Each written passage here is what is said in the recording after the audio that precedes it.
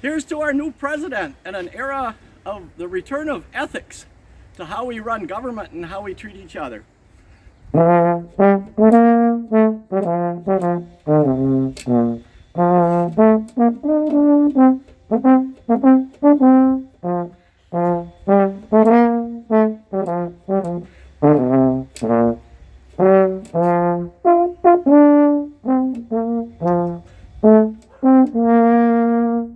Yay! Go democracy!